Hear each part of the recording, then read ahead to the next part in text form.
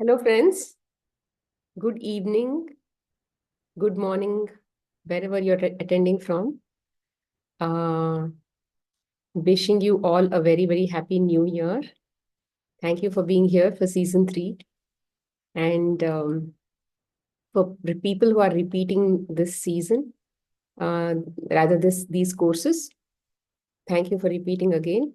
And I think the more we repeat, it's actually going to strengthen the concepts. Thank you so much. We'll start with a prayer. Okay.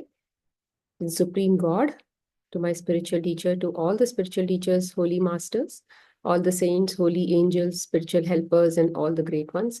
We humbly invoke for your divine guidance, divine love, divine blessings, for illumination, for divine oneness, divine bliss, divine help, divine health, and divine protection. We thank you in full faith. So be it. So, for people who are new, um, let me just introduce what these classes are and why we are doing these classes. Um, and then I will just start with the basics and how we will structure these classes. Okay. So the acceptance and surrender classes will introduce you to the concept of something called unconditional acceptance or unconditional ownership. Okay. And unconditional surrender.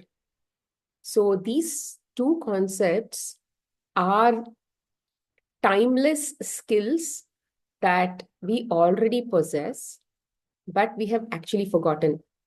It is the innate skill of the soul, right? It's not like the divine being's nature, our very own nature is that. But then we have forgotten that. And these two skills are extremely essential for us to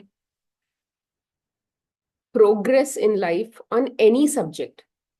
It doesn't, people don't have to be spiritual in nature to learn these skills.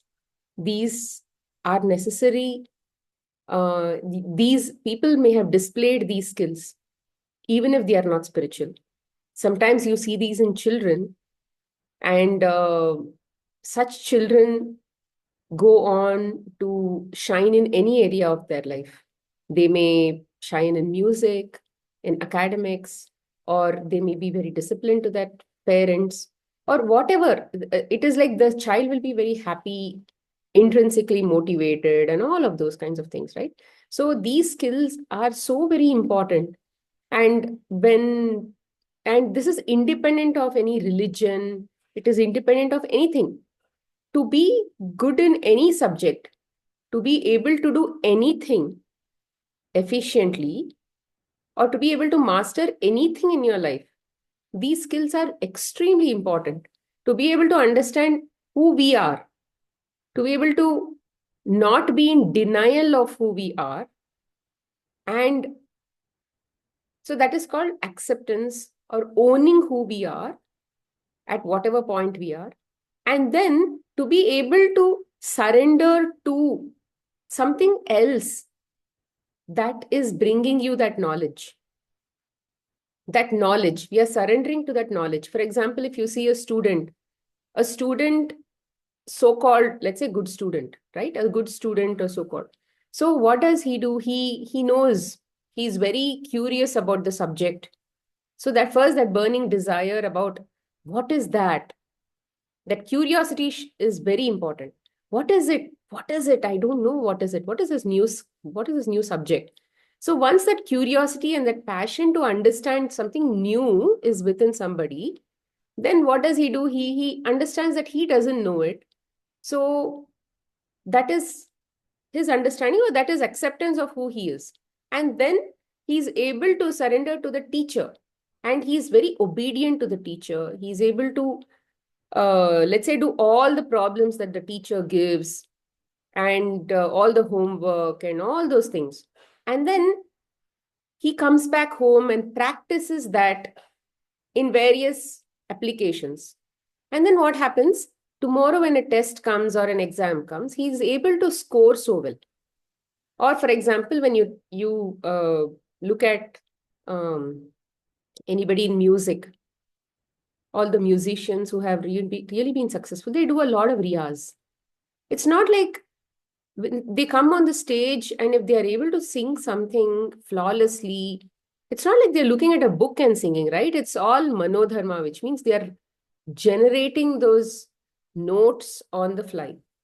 And if they should be able to generate those notes on the fly, it means that they need to have that internal connection with their own soul, with their own inner guidance. It has to be seamless, isn't it? There has to be like it should be like this. They say that when you keep pouring oil, right? The string of oil, they say bhakti has to be like that, like a string of oil. It should not be like drop, drop, drop. When you pour oil, it is like constantly, steadily flowing, no? Something like that. That it does a steady connection. So, which is why the musicians are able to generate that kind of notes, whether they are on an instrument or whether they are singing. It is because of that true surrender, right? It is because of that true surrender. And it has come with, initially, their teachers would have made them practice the alankarams and all of those things, all the Saregama Padanisa, like for years together. Even after they have come to the stage, they actually do their alankaram practice. All the basic practices they keep doing, they keep doing, they keep doing. And there is no boredom because they know that this is what is actually going to. So these fundamental skills of what the teacher is saying, it's like you're surrendering to a higher authority, somebody who's bringing in knowledge or the knowledge itself. So here the knowledge is something that is very important. So basically the nature of surrender is what I'm talking about. You are not saying that, okay, I will see if I can follow. I don't want to follow. That kind of arbitrary nature is not there. That arbitrary nature is extremely not going to help us in this. And we have in any area that we have not succeeded so far, or we have not been able to go so much further so far, it is because of that ego that is stopping us from saying, I know what is better. I know what is better than this knowledge that is coming in front of me. I know. So until that I know is there, there is no more room for something else. So this surrender, and we are all coming from various different backgrounds. And if we are here to learn something something that is not new here, we all have been displaying these skills for a very long time in our life. But here we are going to just understand the practical aspects of focusing on just applying this again and again and using these skills that we have again and again, and ensuring that we are not in resistance to the flow of life. Because, and so that is where we are going to learn who are we, what is this flow of life, why should we surrender to the flow of life, and what is the benefit that we are going to get to surrender to the flow of life, and what is the meaning of acceptance, what is the meaning of surrender, why should we own and understand, or like rather acknowledge who we are, why is it so important, and who are all of these people who are around us. So when we understand the roles and responsibilities and the nature of who people in front of us are and who we are, then it becomes far more easier for us to apply some of these things in our life. Okay. And yeah, so I think that is it. So this is, and I've been, just to introduce who I am, I have been playing the role of a nature cure practitioner, which means I have worked with people in helping them heal their own physical ailments mentally. I've been counseling them emotionally and spiritually as well for over a decade now.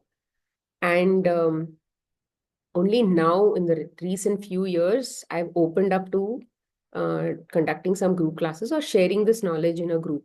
Otherwise, I've been doing this only one-on-one with people who have been my clients or something, and then hand-holding them in this path. So some of you who are in this class are also my clients who have been there with me for a very long time. and you'll understand the benefit of following some of these concepts. Or people who are already attending from season one, or some of the classes that I've already conducted, like magic classes, which is gratitude classes, or divine design, or holistic Buddha, which is the health classes and all of that, right? So just stay. It is not an overnight success. So which is why I'm doing season after season, the same concepts are being repeated. So the first class is going to be majorly about who we are and what is our relationship to the world that is in front of us. So we are going to learn that in the first class. And based on that, the subsequent two classes, we will be understanding what is the meaning of this unconditional acceptance, what is the meaning of unconditional surrender. And after that, all of the 7, 8 classes, we will be only covering question and answers, or some concepts that just comes like anything that will support us in this journey. So those are the So when you bring in questions, please feel free to come to the class and open up, because everybody has the same problems. Because if I have come here, we are all connected karmically, and we all share problems of similar nature. Okay, so let's not be shy, because we have to handhold each other and then move on this journey. It is like a group effort. Okay, I don't grow if you don't contribute, and if you don't participate, you also don't grow, right? And practice is extremely important. What you learn here, go back home and practice. And what you could not practice, what you got doubts, just come back to the class and ask it. And you can share your questions in the group, but when you share it in the group on WhatsApp, the question I will definitely answer, but it may not be an interactive session. Of course, if you've asked in the group, maybe there will be a little bit of an interaction. You may ask a further question and I may answer. But then the level of detail that you will be able to hear when you bring it to this Zoom class is far more greater. Like when two people are talking, getting that clarity is far more easier. Then when you share it in a WhatsApp group, that interaction is relatively less clear, but it is also interactive. But then when you share that question because somebody is watching you, or fear of judgment, my friends are in the group, they should not know who I am, and they should not know my problems and all of that. If you share it offline with me, that also I will answer in the group only. But again, you may not be able to cross question and ask more questions, because again, there will be a lot of cut in between. So what I suggest is try to be as transparent as possible, because that is also a limitation that we are trying to overcome, right? In Kannada, there is a saying, everybody's house dosa has holes, right? We don't have perfect lives. Even if I'm coming here and conducting these classes, even I do have limitations in my own life. I do have belief systems which I am struggling with. So when I conduct these classes, I'm actually hearing my own words again and again, hearing the concepts again and again, and I'm able to apply this in my own life. So I am also an equal student on this journey. And it's just the only difference is maybe through the years of experience, I may have been exposed to some knowledge and I'm just coming and sharing with you. But it doesn't mean that I'm an expert of anything here, because even I do have similar problems in my life. And hence, we all have to share the problems. And I will also share some of these things and some of the areas which I have actually worked on and it has helped me. I'm going to share that also. So in your case also, I would encourage you to come forward and share these things transparently on the group. And don't think somebody is watching. Today, assuming that somebody is going to judge you, you will also learn that that judgment was already within you. And hence, that is going to come through somebody coming and judging. And you will never know if somebody is judging you, because they are going to never share it. Or even if they share it, it means that it was already within you. Let anybody think whatever they want.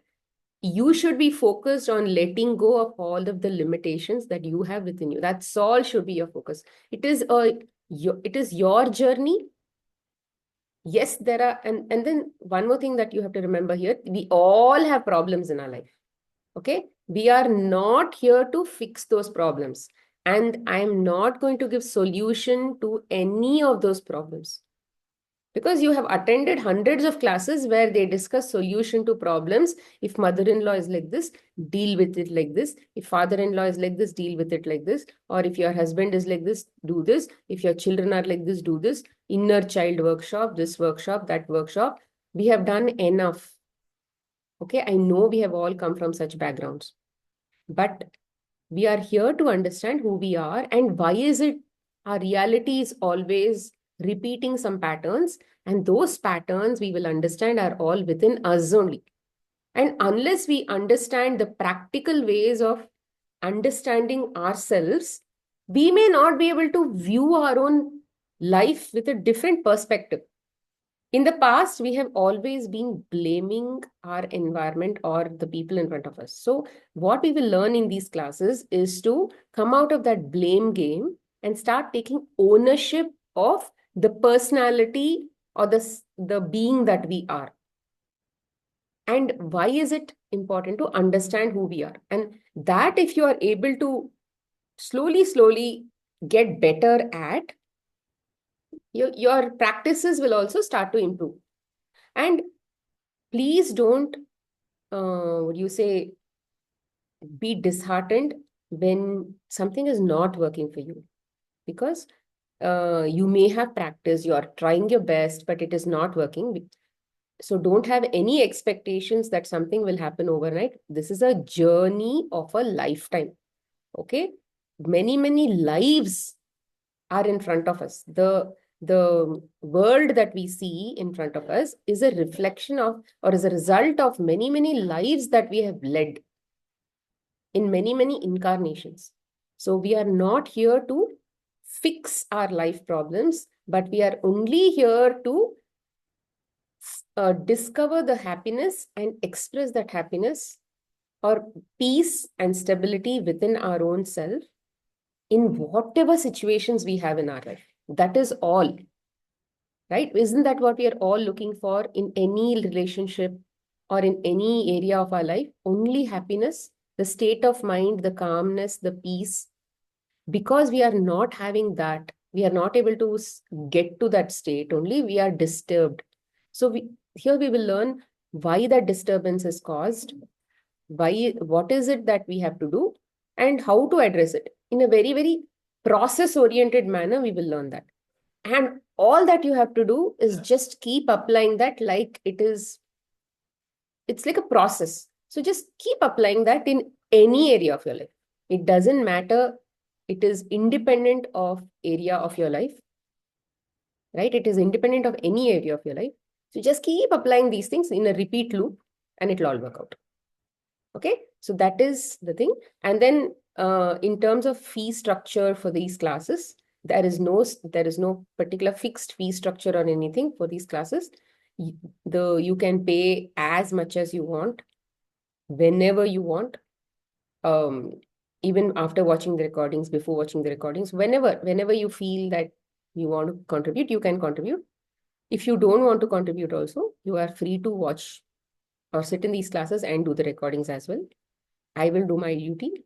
You can feel free to come and contribute as much as you want. So that is the that is a model, pay as you want kind of model, because irrespective of whether you pay or no, I just wanted to share this knowledge.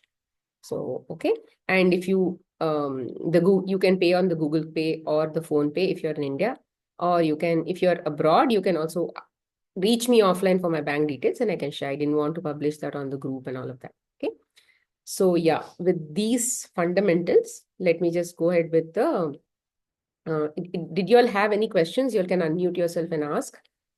If you all had any questions, maybe before we start the classes, I can take up those questions and then maybe start the classes.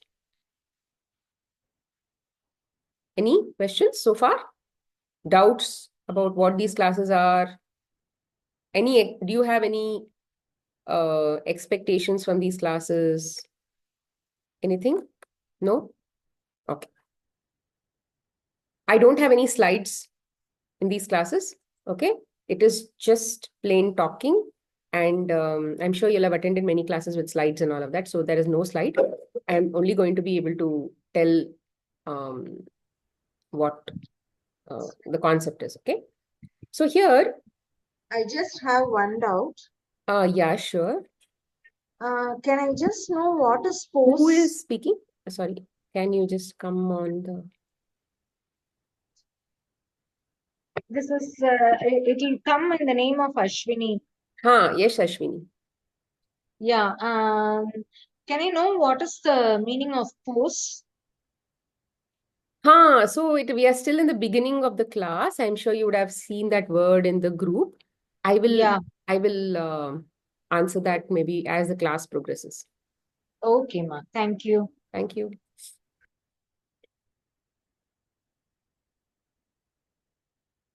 Okay, just give me a minute.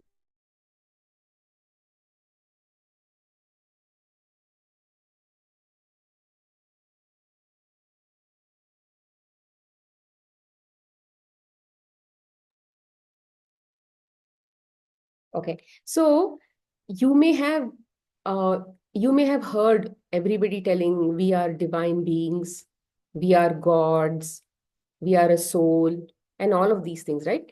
So what is it that happened, or what is it that is the background of all of these things? From my uh, what do you say, limited knowledge, from my limited understanding, I'm just going to share whatever I already know. But if you, what do you say, you don't have to get too confused with all of these things. God is still God. It's not like I'm going to discount God in any way, but right. So there is, let's say, one God. Okay, one God.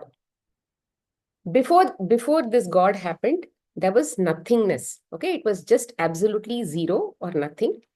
We may not be able to comprehend the meaning of nothing, because our meaning of nothing is just air around us. But as of now, we will say there was no air also. There are no elements at all. So from that nothing, there came something called God. Okay. So this God is one. And everything is, as of now, this one God. So we all understand only shapes and forms.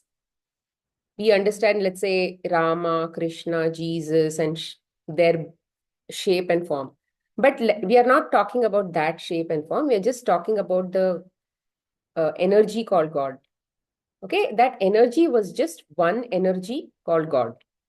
Now, if everything around, or if everything is just that one God, there is nothing to experience, correct?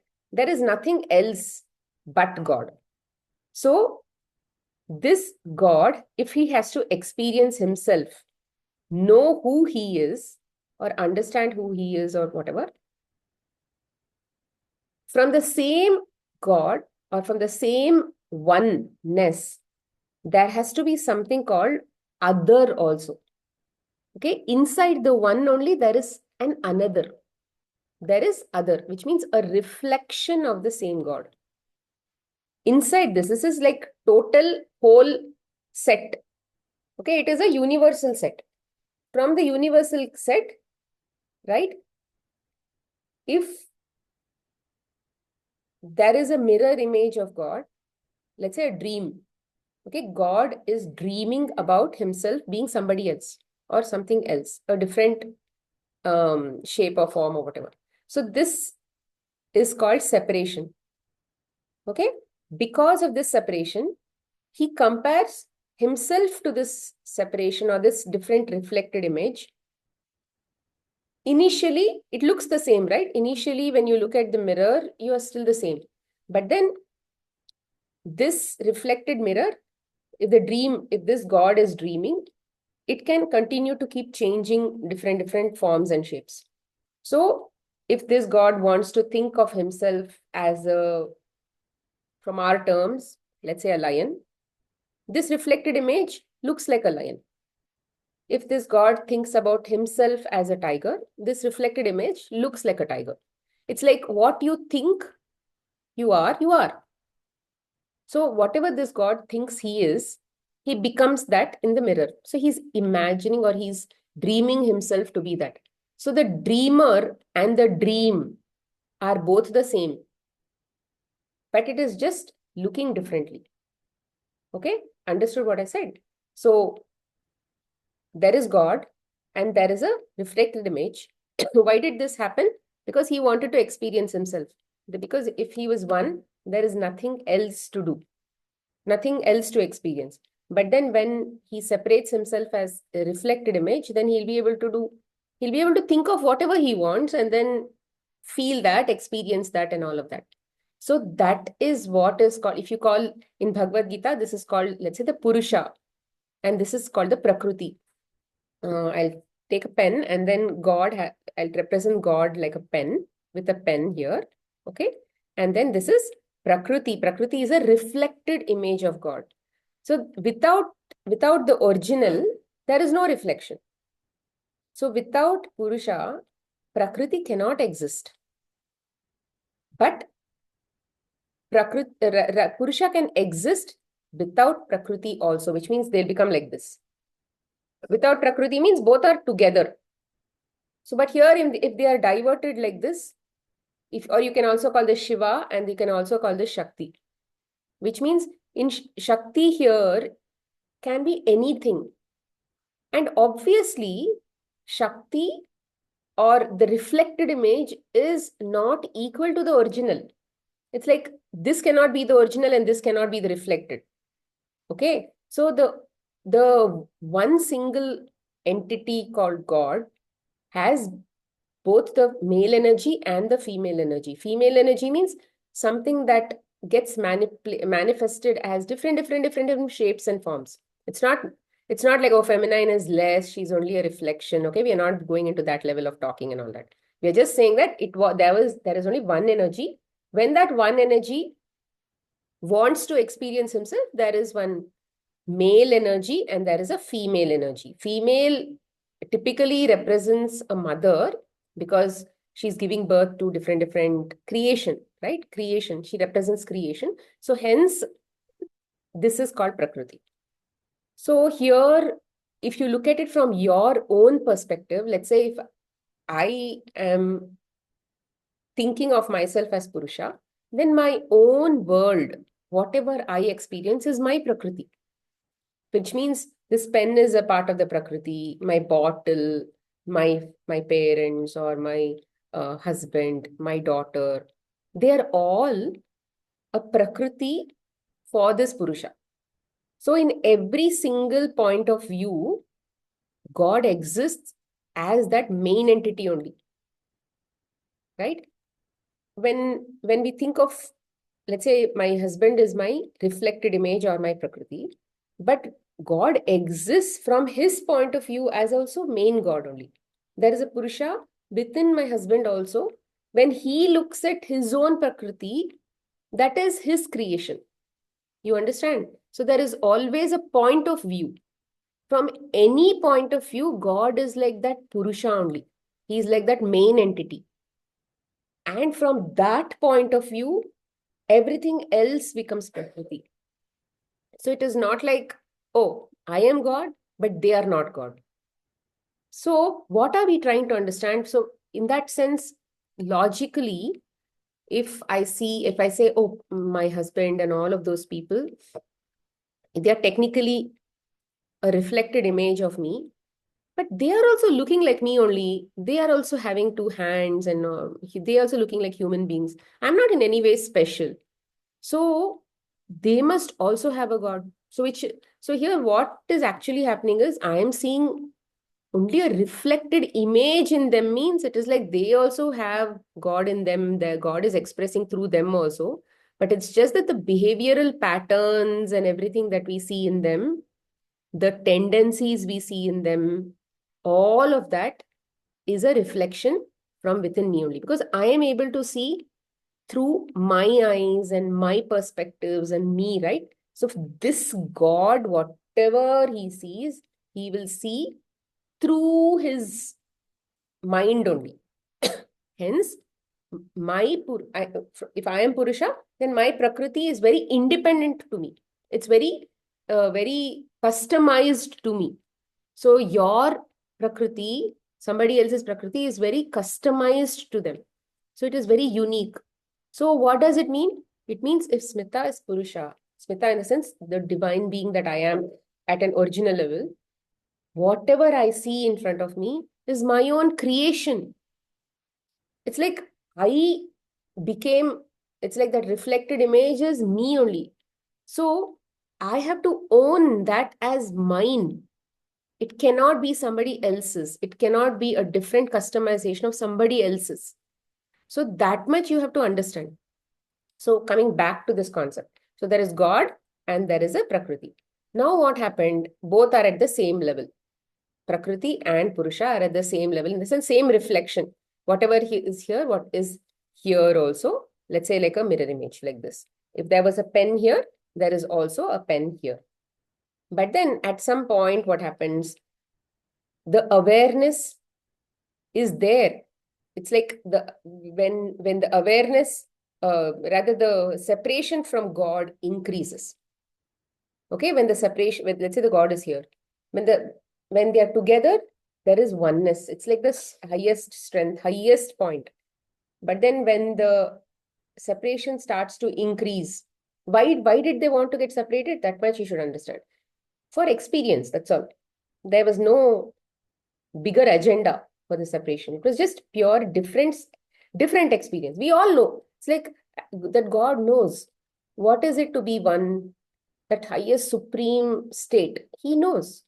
But then just for the sake of it, like we all go to Wonderla and all of that, right? We all play games. So like that, they just wanted to play a game. It's like, okay, now there's a reflection. Oh, how does it feel?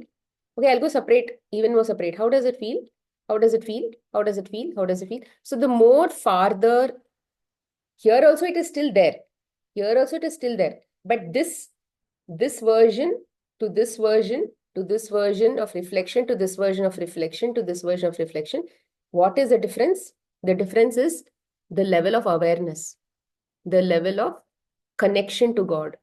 So if the connection, the farther away the Prakriti, the farther away, the frequency becomes less. This is the highest frequency when both are together. As the separation increases, if the reflected image is experiencing, or God is experiencing himself in this reflected image, that frequency is little less compared to this here. So because of that lesser frequency, the experience is different. It's just that experience is different.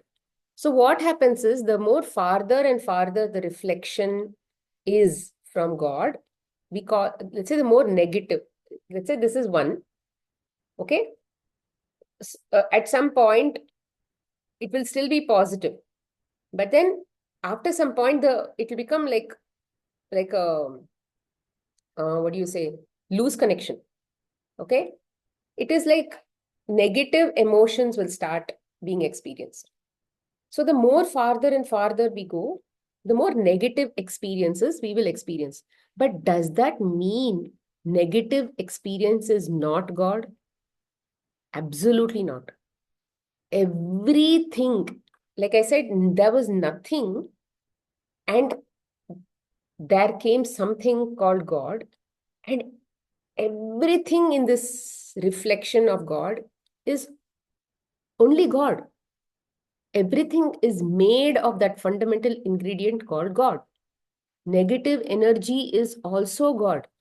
Positive energy is also God. Okay? All the bad is also God. All the good is also God. There is no difference in those experiences. There is no difference. Hence, good or bad are actually equal. They just balance it out. Okay? Good and bad just balances each other.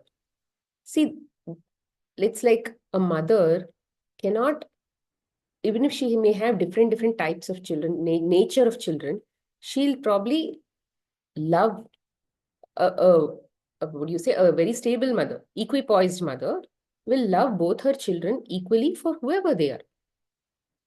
So similarly, this God does not differentiate between his own in the cosmos, the negative aspects of the reflection and Smita, you positive have got aspects. freezed. Sorry, what? Sorry, what? Did I get disconnected? No, you are clear. Maybe Anju got disconnected, maybe. Okay. So what I'm saying is, just take anything that you experience as just that same God. For example, all of these negative emotions like anger, fear, anxiety, frustration, irritation, all of these things that we feel are also God only. But why is it that we don't like them? Because the reflection, right? When it is very far away from God, when this reflected image of God is very far away from that state of God, there is always that magnetic pull to keep wanting to go back in this direction towards God. So this state, if you don't like, what does it mean? This state you like, correct? If you don't like this, it is because you like this. So, but this dislike also is happening for a reason only, right? Or this state of being separate is also happening for a reason. Why? Who stopped you from not being like this? Who stopped this God from not being like this forever?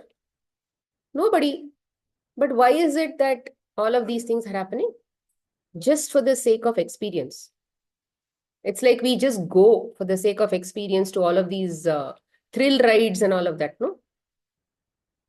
We don't go there thinking that it is like permanent and this is what is our life and all of that. We just go there for a thrill ride, just one joy ride. And it is like crazy. So this is also like a crazy journey. So it's imagine that God is just dreaming of himself in these crazy journeys. And there are different characters in his dream. He becomes Smita, he becomes Kirti, he becomes Manju, he becomes Sneha, he becomes all of these different people. And imagine leading, and there is a parallel dreams happening of all our lives. And imagine we sleep, we also have dreams. It's like a nested dream inside another dream. And I'm sure if we are dreaming, sometimes there are dreams where we are sleeping in a dream and that person is also dreaming. If you've seen some of these English movies also, right? So there is a dream inside a dream, dream inside a dream, dream inside a dream. So it is all possible. So these are called dimensions and all of that. So basically what these dimensions are, let's say this is God, right? If this is single point called God, once we start coming less than God, the reflection, let's say in the dream, one is experiencing, the God is experiencing himself, less than that state called God, little bit of less awareness of I am God. Because he wants to feel, if I'm not having that 100% Godness, he knows he's still God. But then here, that awareness of God is a little less. Here it is even more less. Here it is even more less. Here it is even more less. So once that keeps coming down, the level of understanding that I am God kind of sort of is forgetful. But let's say from let's say some highest point, they say that from a 7th level to a 6th level to 5th level to 4th level, all of these things are so farther in terms of, this is the highest frequency. This is as you come to lower frequencies, energy frequencies. Frequency means what? So here you know that everything is made up of an atom. So every atom has let's say nucleus, and then there are electrons are revolving around it. And these electrons are very slowly jumping from one orbit to another orbit in a low frequency. In a high frequency, there is a lot of rapid jumps that are happening from one orbit to another orbit. So energy exchange is much faster. But here, the energy exchange is much slower. So it is like you say it's called a lower frequency. It is like a, you can imagine low frequency to a 1-speed fan, higher frequency to a 5-speed fan. Where in 1-speed fan, to some extent, you can see the blades. Or some fans you can see the blades, but in some fans you can't see in 1 speed also. But yeah, it depends. Let's say you can see, but in 5-speed you can't even see. Or you're sitting in a train and next to you one bullet fast train goes. You can't even notice whether that was a train or what was that just went next to me. You won't notice that. Now, if that was a slow passenger gadi or it was some kind of goods gadi or something like that, aram say you'll see bogie by bogie. So that is like a low frequency. So low frequency is like you can actually see, which is exactly why it becomes physical in nature. Okay, the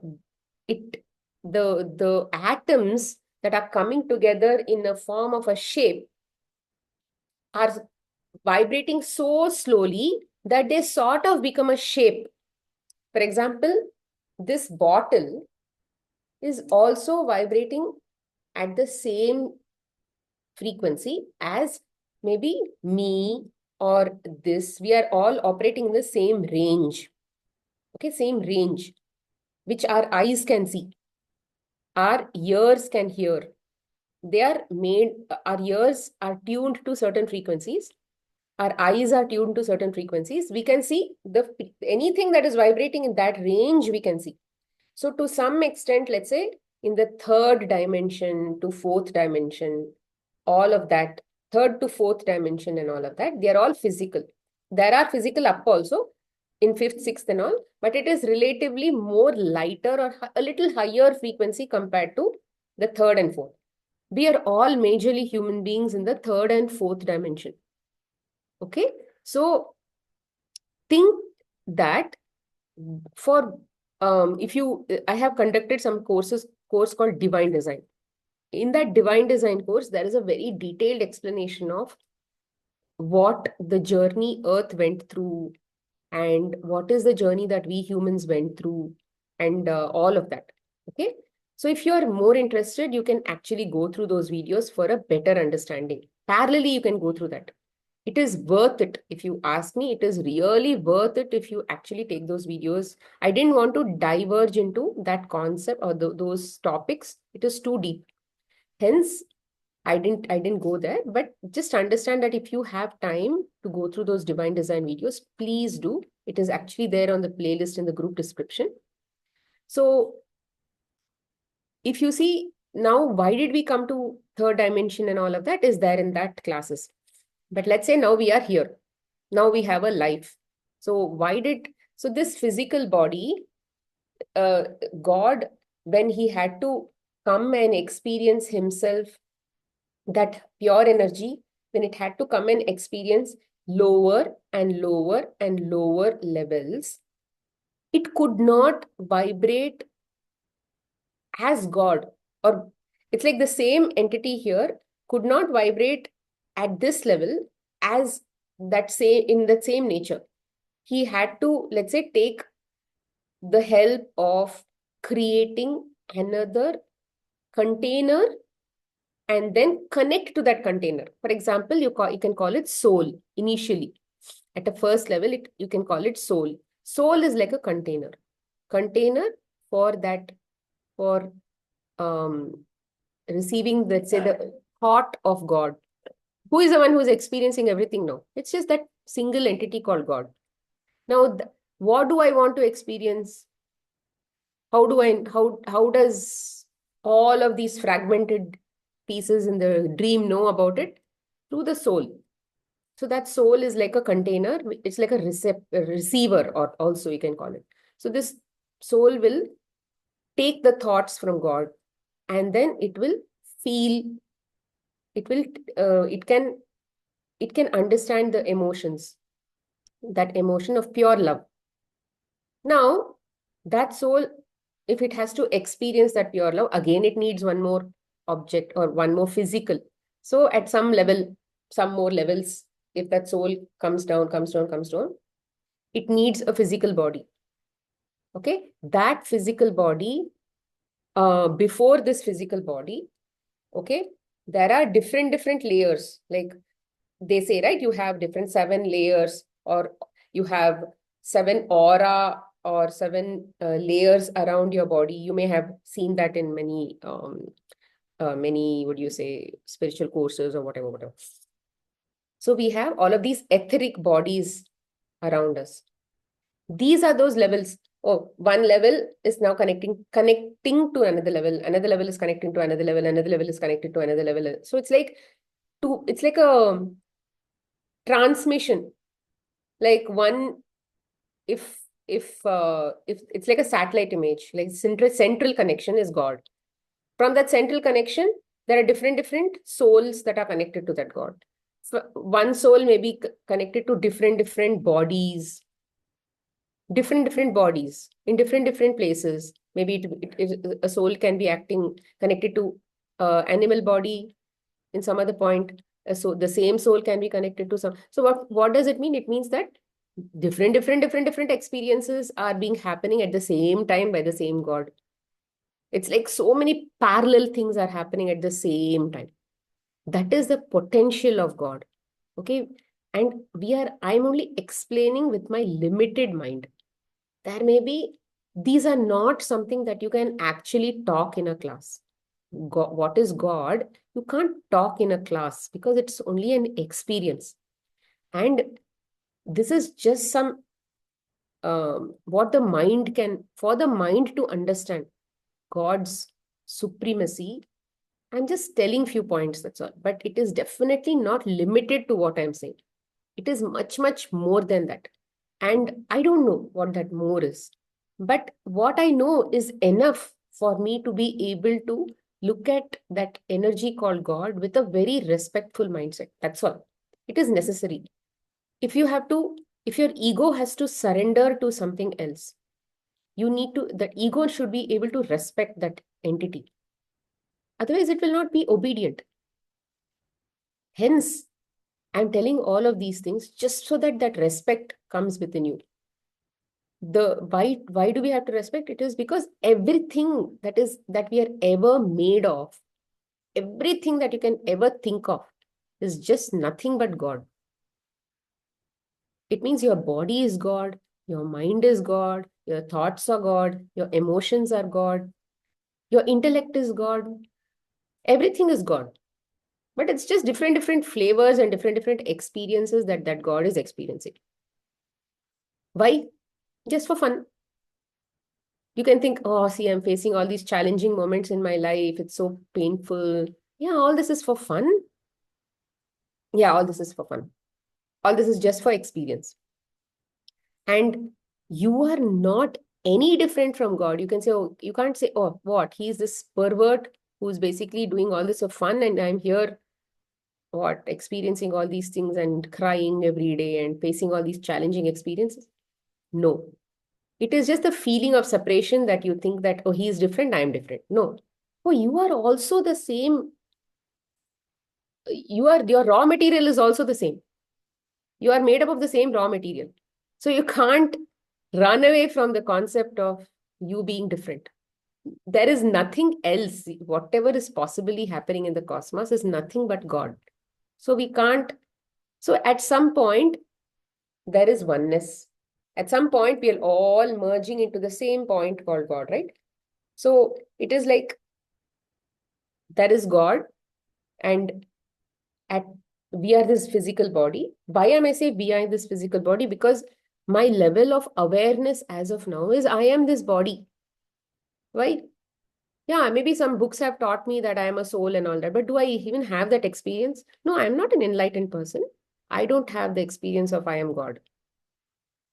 They have told me I am God. Books have told me, teachers have told me, many people have told, I am God, you're a God, you're soul. Bhagavad Gita has told. But when you respect some of these books and teachings of Krishna and all of that, We have to just believe it. Believe it, because that belief itself will help you to get to that state. Without belief, you will never be able to get to any state. So believing is extremely important. Believing will lead you to knowing. Knowing is an experiential thing. Believing is an obedience. Believing is a surrendered state. I believe you. I believe you because of these reasons. It has a logical explanation. But knowing doesn't have any logic. But to get to that no logic state, where it just happens, we have to first believe. So many of these books and other things say you are the soul, which means that you are an entity that is not going to die at all, because God is not, he is in everything. He is everywhere. He is everywhere. He is in everything, which is why he is everywhere. And everything that we ever see is also God. So technically, what we are saying is there is nothing but God, just experiencing different things.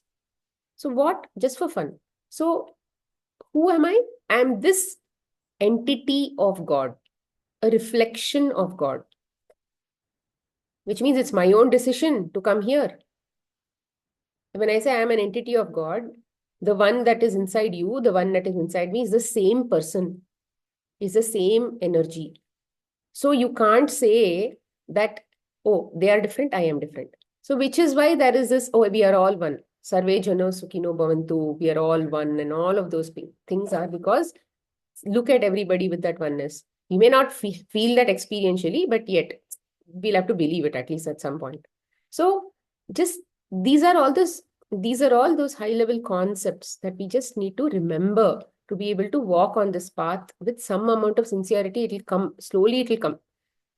And if you wait for all of this to experientially feel God, think about God, all of that, it will not happen so quickly.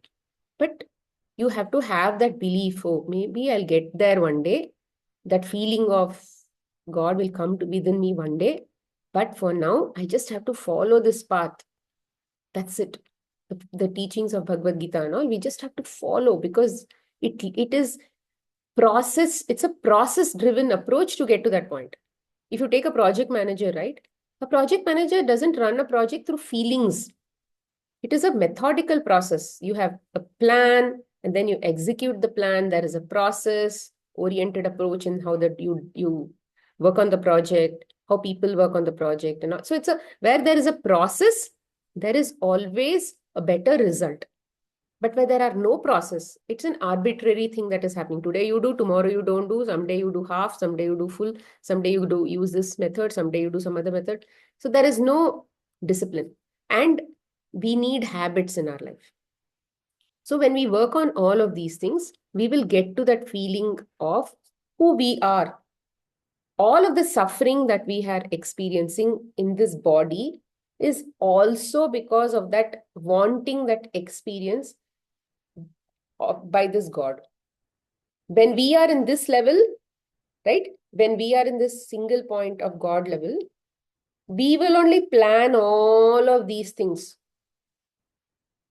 And then when we are in the body, we'll forget. So just because we forgot doesn't mean that it is invalid. Just the fact that we are having our lives, we are breathing, we are able to exist, just shows that there is a reason why we are existing. This body is existing. We are breathing for a particular reason. And there is some contribution that is happening in the dream, in the cosmos. So our lives are not, time pass or something. So there is a very good reason why something and all is happening in our life. Experiences are happening. We have forgotten, which means the level of awareness that we have does not need the requirement for us to remember who we are truly, which is that God. Okay? It is like when Amitabh Bachchan is acting in a movie as a villain or something, or as a hero, or as a husband to some other, let's say Hema Malini as his wife or something. then he actually feels like Hema Malini's husband in the movie to an audience. But he knows he's not, right? But in that movie, while acting in that movie for like 1 year and all, they'll be shooting, they'll actually feel and act in the movie over a period of time. They'll like truly go into the depth of the character. So similarly, we are also into that character of as a human being in a third dimension. There are human being even in fifth dimensions, but there they remember who they are. They understand their ancestry. They understand that I am God. I am at this level, expressing myself in this way. That they understand because that frequency is different. But our frequency is for a reason we don't remember. It is very far away from that state called God. And the slowness of this frequency is like that. So that is why we don't remember. So just because we don't remember, does it mean that we should invalidate that we are God? We can't invalidate it. So what should we do in this state where we don't remember? No, apparently we are a soul, right? We are the soul which has now connected to this physical body. This physical body is like an instrument, like a robot with so many features. It has an eyes, it has all these sense organs, it has beating heart and all of those things. It has a physical body which is like a robot. Now, when the soul is connected to the robot, okay, so actually, soul is not. I should not. You can call it a subtle body. Subtle body is connected to a soul. Soul is connected to subtle body. Subtle body is now connected. Subtle body is like the one, like a database. You can call it. Emotions are in the database of the subtle body. Belief systems are there in that subtle body. Then it is more like a energy body only. Okay, it is more like energy. That one gets connected from one robot to another robot to another robot. So if let's say this robot dies or this physical body dies, it will get connected to one more physical body. That will get connected to one more physical body for different experience. So what is it that is jumping from one body to another body? It is that subtle body. Subtle means sukshma. It is not, we can't see it through the naked eye. This is called gross because we can see it through the naked eyes. But what we cannot see is called subtle. For example, air is subtle because we can't see. So anything we can't see is called subtle. So that subtle body or that Atma or the Sukshma Sharira, you can also call it the Jivatma in books and all, they call it Jivatma. That Jivatma is like let's say, a unit that is actually connected to the soul. Soul is not running away from the body to body. Okay, people say, soul left the body. When people die and all, no, they say soul left the body, soul left the body. Soul is not leaving the body. Soul is like that omnipresent. It is there everywhere. So it is just the subtle body has disappeared. Subtle body is anyway connected to the soul and all that. So hence that it is alive all the time. So, which means what I'm trying to tell is there are different layers, hierarchy, you can call it. Like, let's say there's a CEO. Under the CEO, there is one leadership team. Under that, there are project managers, or let's say delivery leads. Under the delivery leads, there are project managers. Under project managers, there are developers, or maybe technical leads, architect, and so many other people. And then comes the developers. You understand what I'm saying? So the development team or the developers are like the body. Now, if the development team is still connected to the CEO. How? Through some chain of control. So now if developer, let's say, does something wrong and some production issue happened, that God will definitely know, or that CEO will definitely know through various connections. So there is a line of command. And this line of command is like it's like a communication channel. And to us also, there is this communication channel with God. And it is like a seamless one. Chuck, chuck, very quickly. In the project management team, emails have to keep going back and forth, but that is a different one. I'm just giving that example, that's all. But then here it is not like that. It's like energy connection is there. So typically what they say, God is inside you. God is within you only. So after many, many, many, many layers of awareness, we can discover the God that we are. Okay? So just remember that the farther we come from God, because of the slowness of the frequency, we somehow, our mind also thinks about the concept of time comes.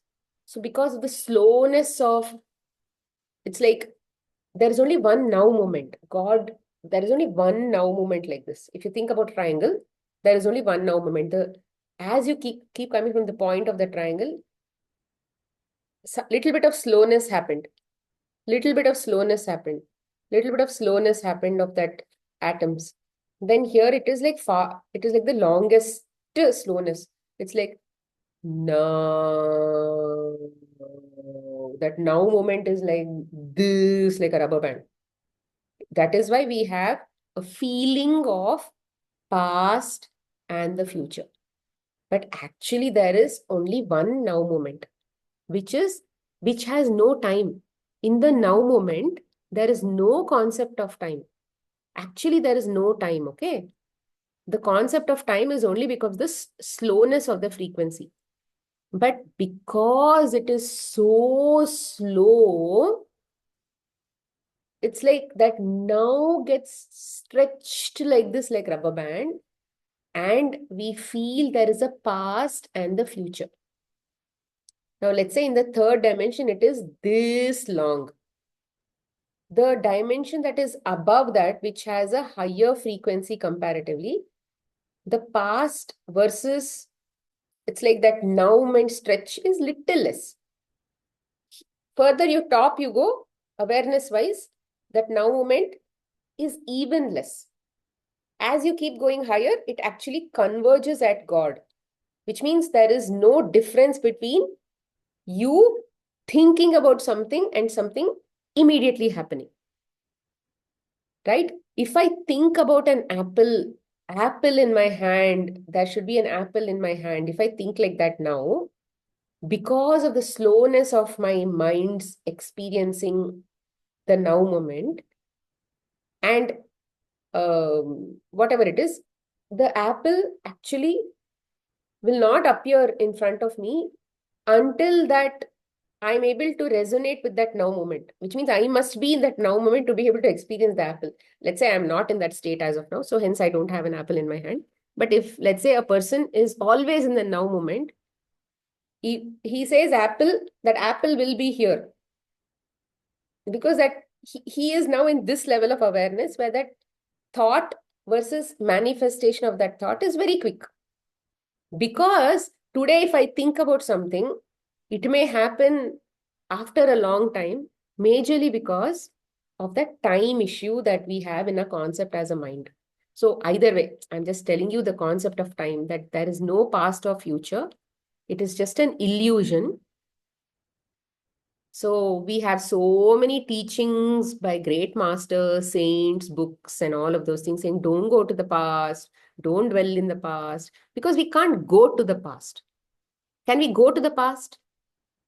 We can only think about the past. We can't physically go to the past. There is no concept of physically going to the past. But the mind can think about the past as memories. So hence there is no past. If there was a past, we could have actually gone to the past.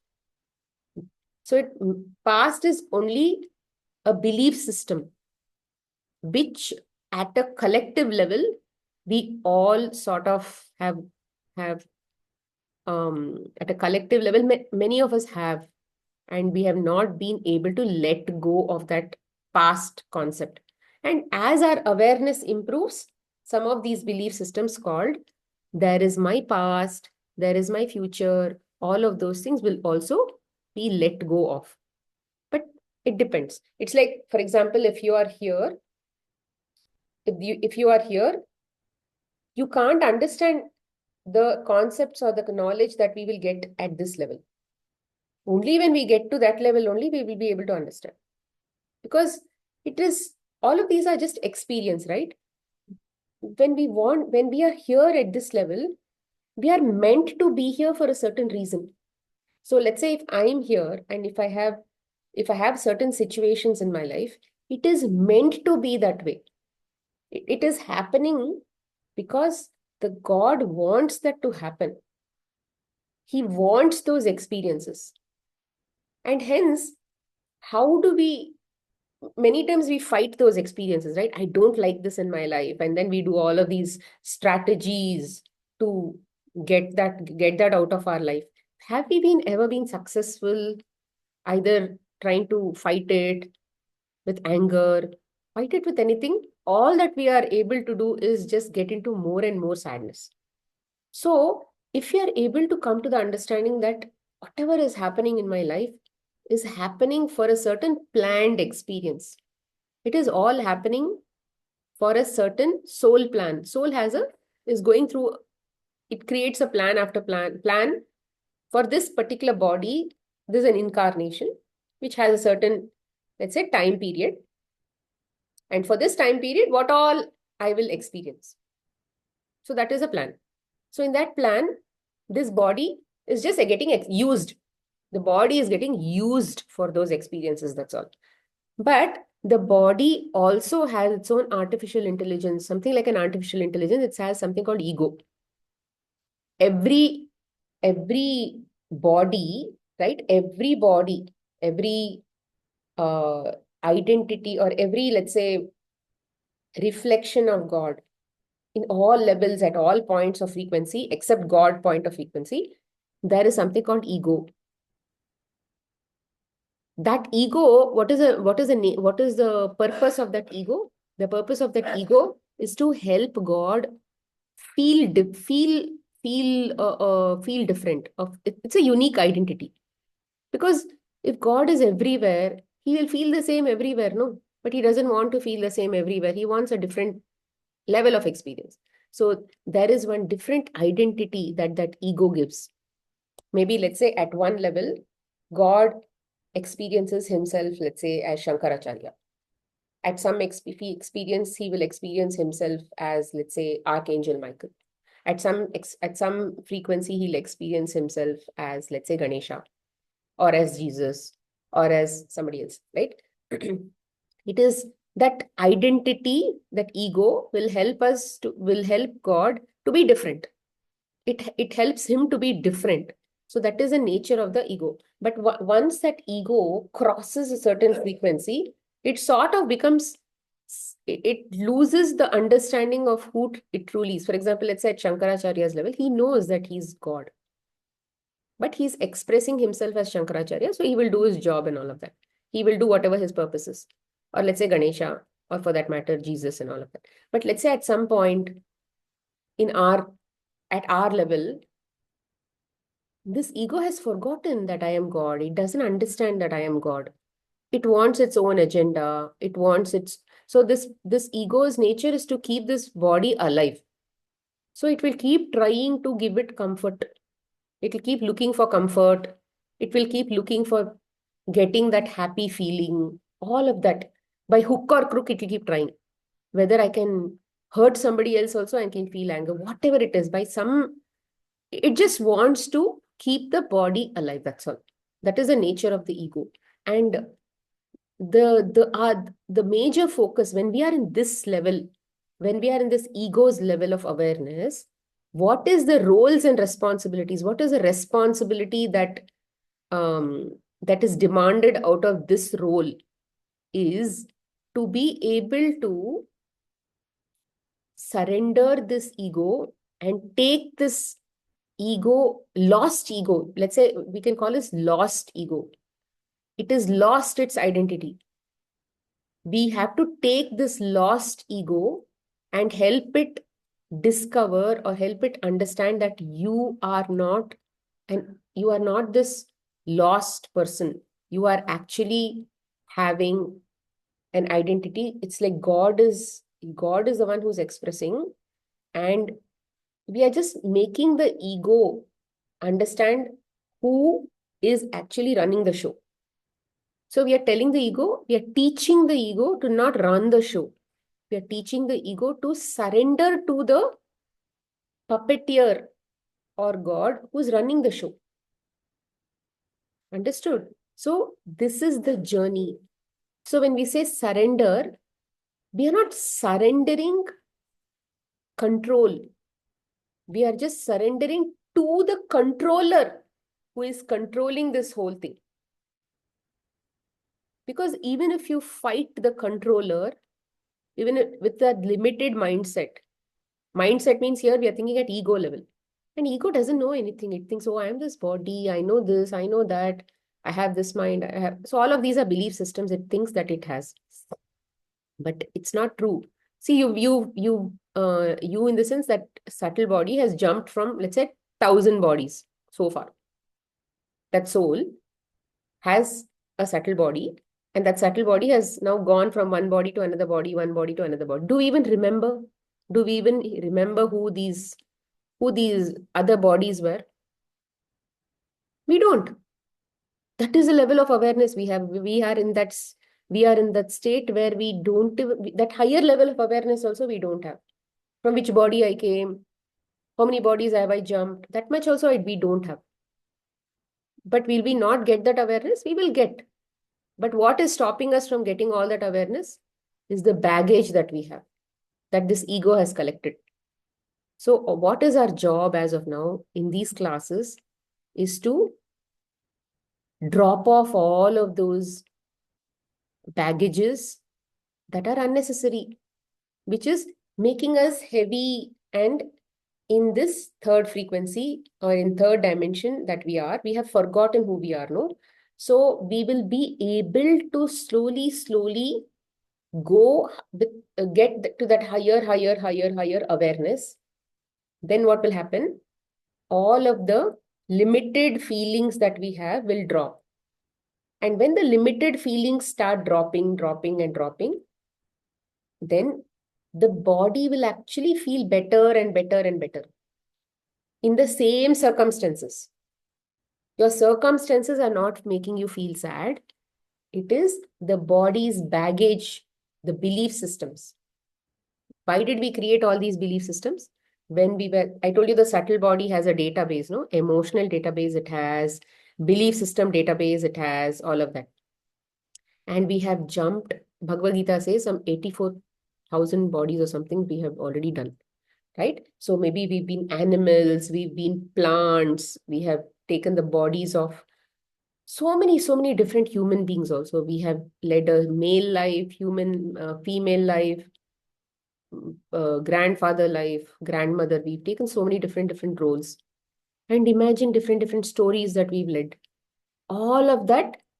And we've made habits in all of these roles. Imagine what are the habits that you've made in this role. So you can, in your own respective lives, you have practiced so many habits. Well, for example, let's say simple things. Like, let's say the lady who comes and picks up trash comes at 8 o'clock in the morning. Haven't you made a habit of going and dropping the dustbin correctly at 8 o'clock so that she picks up the dustbin? So such habits are there. Tomorrow, let's say you are living a life where exactly at 8 o'clock, somehow something in you triggers and then you feel like going and doing something. Throwing out some trash. Because there is a habit that, oh, 8 o'clock I have to throw some trash. Why? Maybe in that life there is nothing like trash at all. There is no concept of dustbin at all. But you have this like habit in my head, I have to go throw trash. But it doesn't make sense in that life. So like this, we carry some unnecessary belief systems. We made those belief systems, we made those habits, which were applicable for many lives. It is valid. Every habit that we have is valid. Every anger that we feel is valid. Every anxiety that we feel is valid.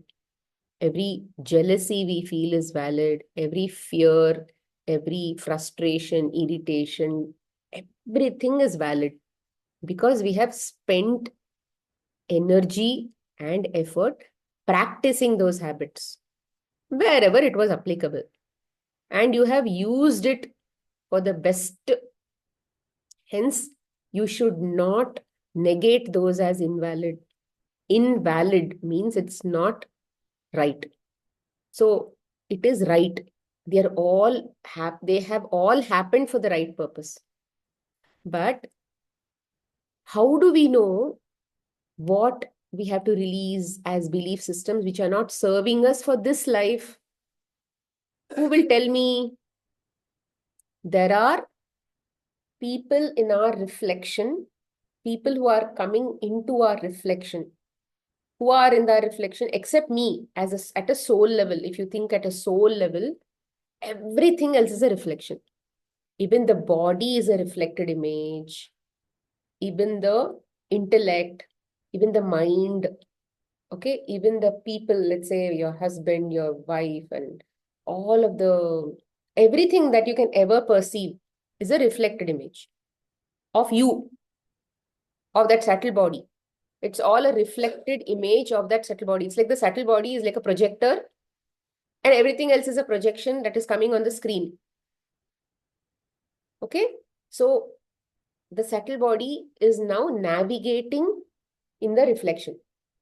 It's like controlling what should happen, where can I clean up, with whom can I clean up, and all of that. So the subtle body has a program.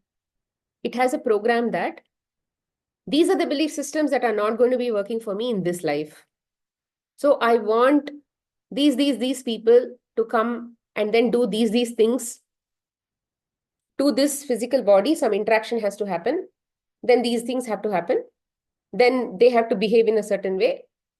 Then over time, those belief system will get dropped. Okay, some let's say drama is happening. So who are these people in your world? They are called POSC. So in our what do you say, typical Sanatana Dharma language, whatever you want to call it, our ancestral language, it is called karma.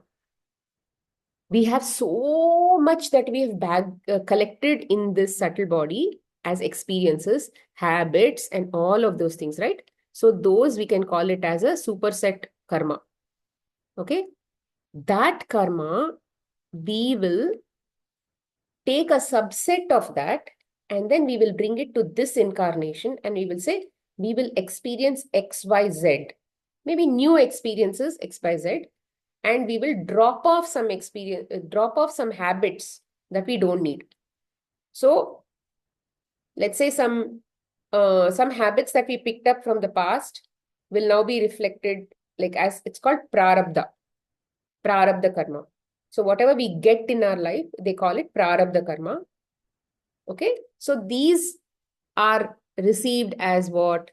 They are received as everything that you have as physical, as skills, as desires, as nature of your typical behavior and nature, your personality, the desires that you go after. So that all of that you have physically or subtly, those are all coming from prarabdha only. It is all coming from your previous nature, including money, including the relatives. Everything is coming from the prarabdha. In Bhagavad Gita concept, it's called artha and kama. Artha means some like possessions. Kama are those desires. Something that you go after. Like everybody, some people may go after music. Some people may go after money. Some people may go after knowledge. So what is it that calls you, right? That is also coming from that. So this is all a part of the soul plan. That what should be coming in this incarnation as a part of my prarabdha. So what is our job? Our job is to align. And once we are able to understand the rules of how to live this life, then you'll be able to understand, oh, what are those belief systems that we don't need? What are those those belief systems that have got an expiry date as of now. So all of these people around us in our world, those prarabdhas which are inside you have to be triggered from inside you to outside you. It has to, those habits and belief systems have to get out of you, right? How does it get out of you? They have to be shaken like this. Those are called triggerings. Unless it's within you, it cannot come outside, right? Just because it's within you only, it came outside. Like if somebody, if you feel angry with respect to certain situation and all of that, because that was already within you. It did not just out of the blue get created because of somebody. So all of these things that triggers those expiry date, all the belief systems that have reached the expiry date from within you are called POSE.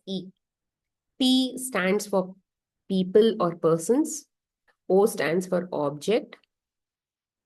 S stands for situations and experiences.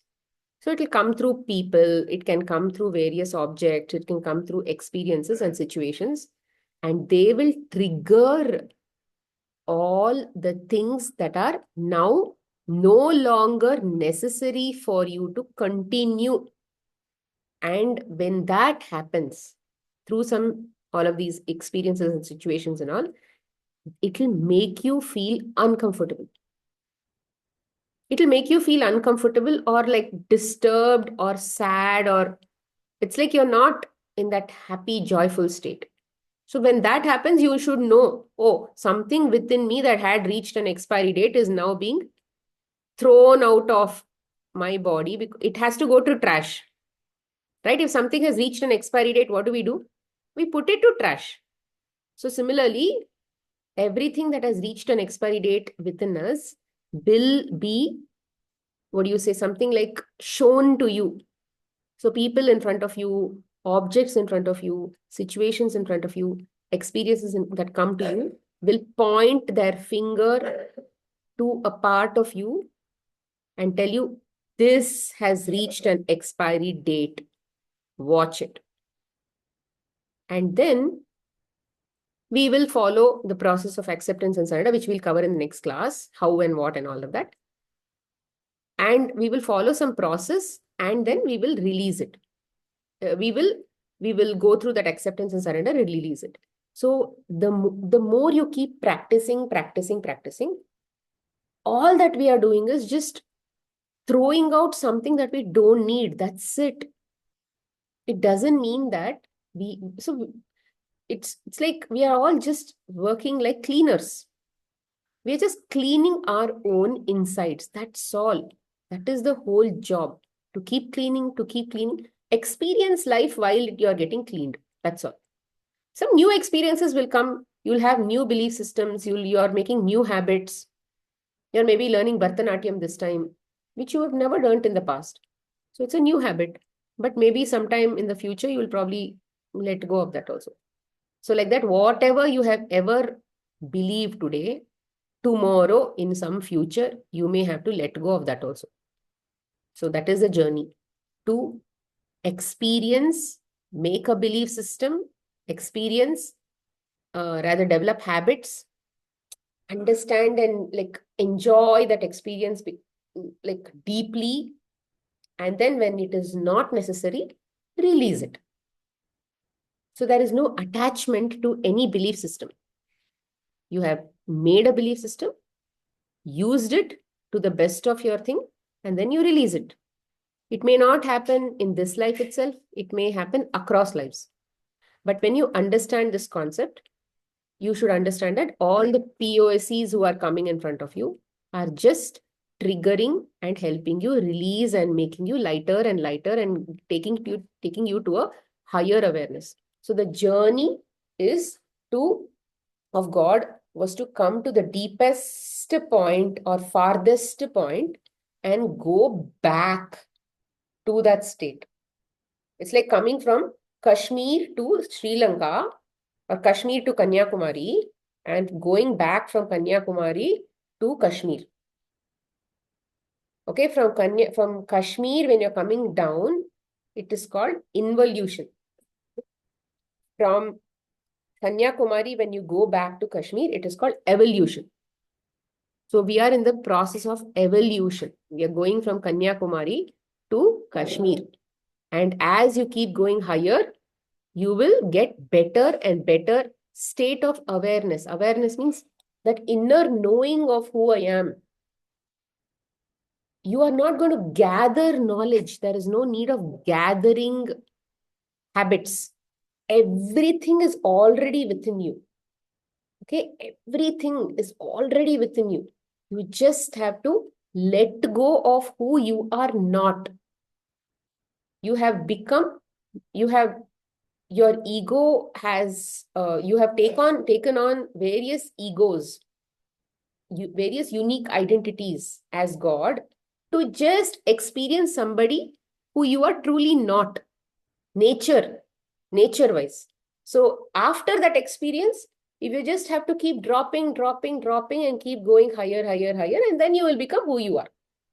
You're already who you are. It's like lots of different layers were accumulated.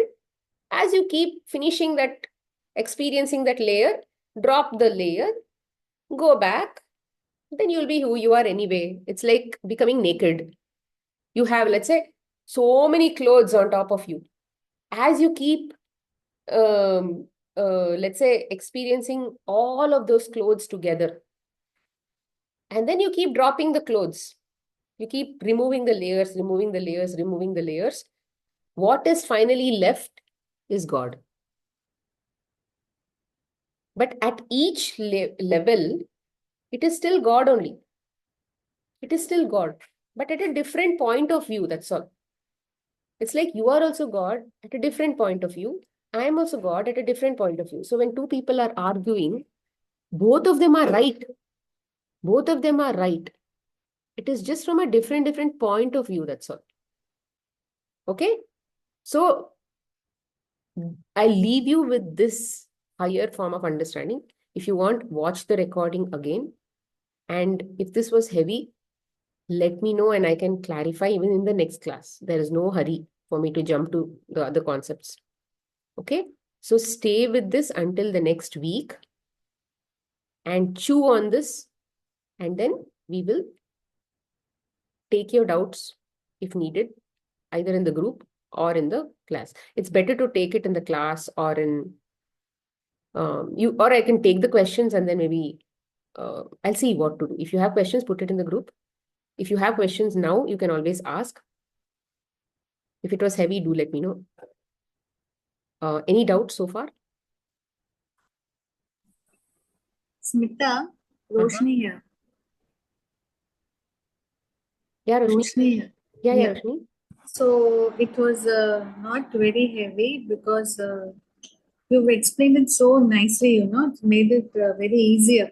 Like what you are saying is we have to accept, right? What we are going through in a fun way. So what should be the state of mind be of a person at present now, just to be happy, have fun, and be at peace with yourself for experiencing all this what is going on right now, right? Am I Yeah. right? I understood. Yeah. Yeah.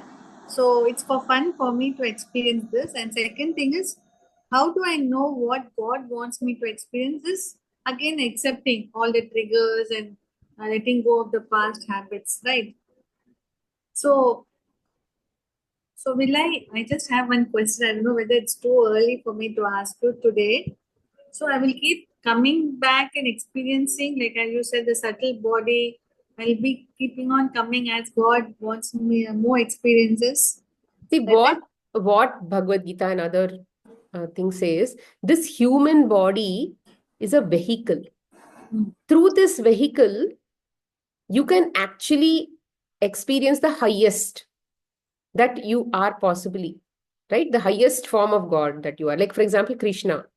Krishna was in the highest state of consciousness. Jesus, for that matter, was also in the highest state of consciousness. So when it's like this vehicle can take you there to that highest state of awareness, but you also have a choice of not wanting to be here. to just be in some other dimension in the same state forever. You don't have to change because there is happiness there also. There is awareness there also. In whatever level of awareness there is, if that much is enough, that is enough. But if some soul wants to actually, if it knows, let's say it's in except the third and fourth and all that, where there's basically lack of understanding of what the ego is and all of that. At all of the other levels, there is still an understanding of I am God. I am that supreme God. But there may not be that full potential, experience of the full potential. But if you want to experience the full potential, it has to go through the human body.